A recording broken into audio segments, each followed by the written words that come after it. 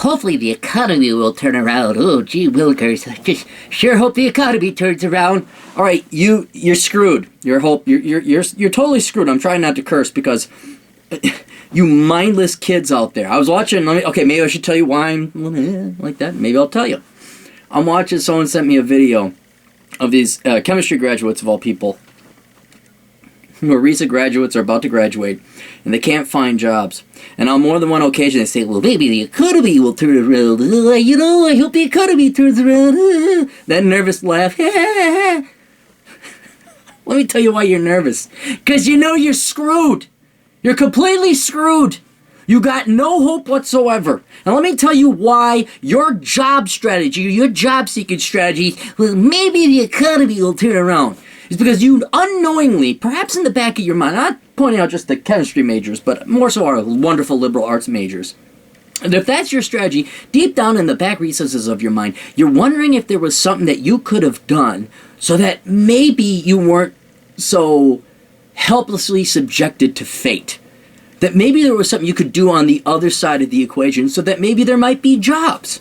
See, because you've done everything that you were told to by your teachers and your professors and your socialist indoctrinators. You went to school, you gave them tons of money, you all got great scores, got your 4.0 GPA, no inflation, great inflation there whatsoever, and now you're dumped out into the labor market, or about to be dumped out, and now you're like, hey, what was the past 26 years of school supposed to be about?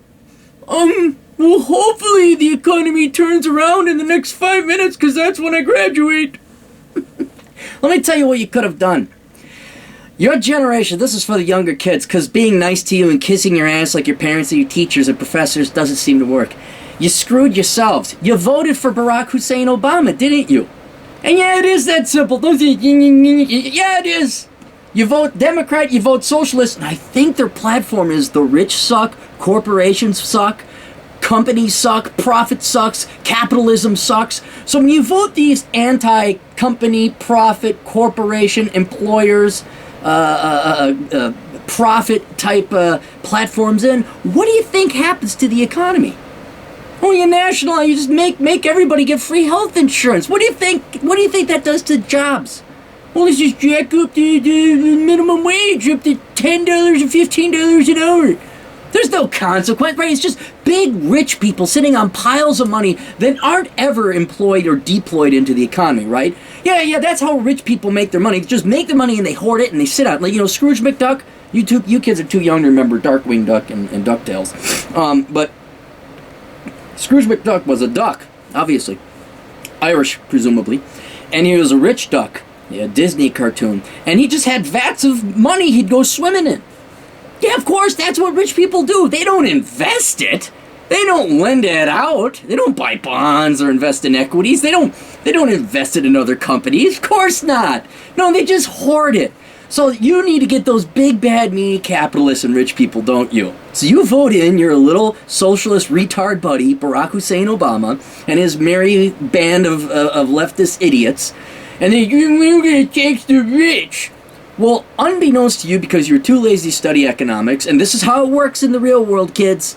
You can tune me out at any time, but I'm not the one facing an unemployment line. Matter of fact, I think I'm paying, it is tax season, I gotta cut a check to the federal government. I think some of my money's gonna end up in your unemployed, worthless pocket. Worthless meaning you, not your pocket. Your pocket has worth. At least your pocket serves a function. You serve no function, except, I need money, Mom. How many of you are gonna go live back with Mom and Dad, huh? Student loans, oh, that's going to start accruing interest, isn't it? Oh, yes, you economic Herculean producers. Yes, I can't wait. So, I don't want to hear it. I don't want to hear you, well, hopefully, because hopefully that's exactly what you voted that idiot in for, right? Hope?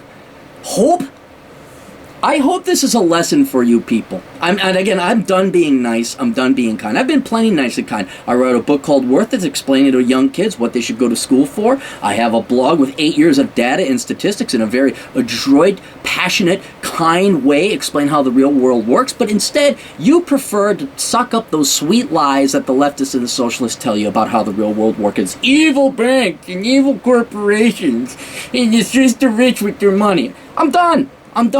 I'm fucking slapping you upside the head. Waking you up. Wake the fuck up. You are hopeless. You voted for somebody on hope. Not that boring statistics and not that boring facts and not that boring economics and boring things like, a balanced budget and let's reform Social Security and all that. No. But you expected jobs to come out on the other end. Where do these jobs come from? I mean, you all were forced to take economics in college, right? You should know where jobs come from, right? The government, Barack Obama. Look, I'm not even going to explain it to you. I'm going to make you do the homework because obviously you know everything. You're so smart. You should be able to search, Daddy, where do jobs come from? That's a post I wrote. You could read through there where jobs come from. But I got news for you. It's not the government. It's not Keynesian stimulus. If you even paid attention to economics that much to even know what it was. I admit your economics teachers are probably more boring as hell. Certainly weren't charming or as engaging or colorful as I am. I understand. Not every young 20-something was lucky enough to have me as an economics professor. But now you have me here. And now you have a choice. You can listen to the harsh words. I'm spanking you right now. I'm spanking you. And there's a reason I'm spanking you. It's because you're acting like a freaking idiot and you need spanking. You need to be diverted on a different course in life. Because, see, it's like, consider me the first real dad you've ever had. Or the older brother that's beating the hell out of you. Okay? You've only had a touchy-feely mom, which has manifested herself in multiple ways. Your actual parents who were spineless and never told you anything about the real world or the labor market. Your teachers who blew dirt up your chute the entire time. And counselors like, you just do what you want and follow your heart and the money will follow in dreams. And here's the Dr. Seuss book, all the places you will go. I'm not your professor that just basically told you pretty lies and you had to fork over $100,000 of your labor, blood, sweat, and toil. And I'm not the media telling you you're great and watching these stupid videos that I have no idea why people in their 20s and late teens even watch these videos, and they're horrible, they're wretched. I'm the father you never had who's coming in and spanking you freaking silly with real world facts, with the real world, right?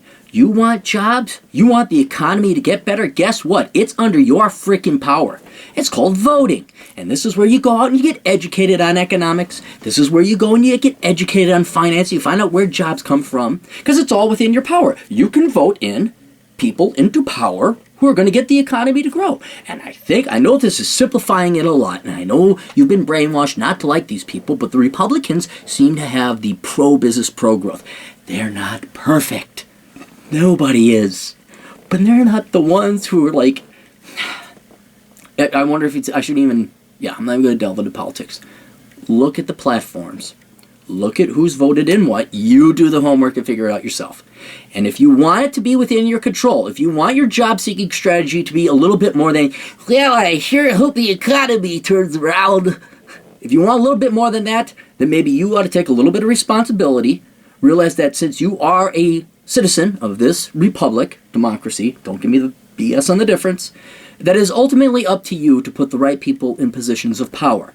And some of the benefits of putting the right people in the positions of power is less corruption, balanced budget, more stable economic future, and a booming economy. Last time we had a booming economy was what? George Bush?